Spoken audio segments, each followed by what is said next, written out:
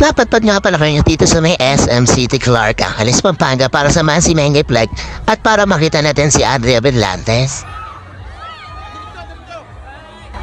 Nag-guest nga pala si Andrea Berlantes sa may kiosk ng beauty term dito sa SM Clark para maging isang beauty consultant.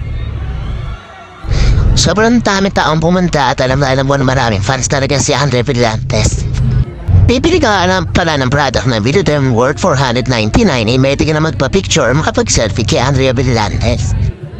At syempre guest dito napakalago na si Mengay Plug.